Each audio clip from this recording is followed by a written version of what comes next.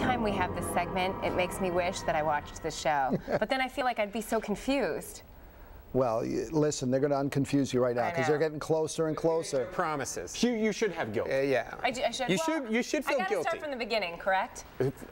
Yeah, but that might take a while. But yes, you should.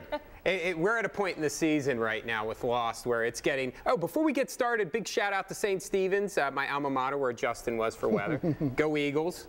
Do I get to give a shout out to my no. South Korean alma mater? No. Okay. Sorry. So, you make a good point. Jamie and Megan make a really good point. It's getting pretty confusing right now. It's getting complicated, but it's the way the seasons always work. You get a ton of answers in the beginning, a ton of answers at the end, and a whole lot of questions in the middle, and that's where we are. I have so many questions after last night. Yeah. And the biggest question that I have is, how is the time shift thing going to resolve itself? We have half of the crew from Oceanic is stuck in 1977 with the Dharma Initiative, and we've got Locke and Ben and Sun and Lapidus who are stuck in 2007. Who landed on a landing strip that was built by Sawyer and Kate when they were taken hostage. Yeah, we're having all of this kind of circular kind of things that are happening, that happened in 1977, that we now know there was a reason for in 2007, and it's going to be really tough for the uninitiated to stay tight. I say Not for the faint of heart. If you're getting a little confused,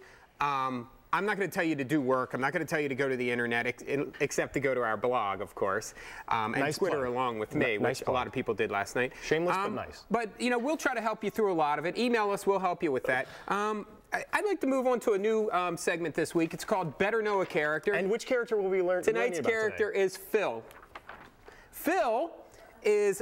He looks a little bit like a Sean Connery right there, right? I called him Goofy Eyebrows Guy until I found out who he was.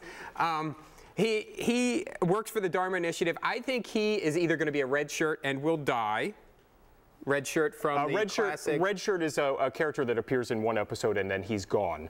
Usually from the old Star Trek days. Everybody wore the red shirt. Doom. Or he might be Lapidus in the future, or he might even be Tom. Happy Tom, the guy with the fake beard. Biggest question from last night, and we have a clip here that we're going to show real quick, is what's going to happen with the survivors, the Oceanic Six, and who's still on the island. And what we see here is kind of a big revelation. This is Ben, who's not on the island. He's stuck in 2007, but a young version of him meets with Saeed. And that's why he didn't land in 1977, because he couldn't be in the same place with himself.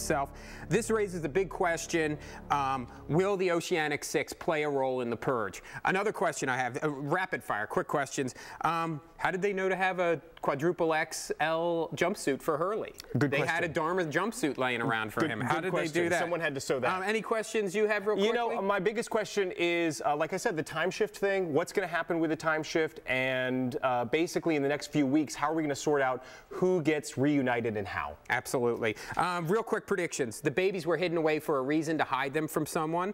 Desmond truly will be someone's brother.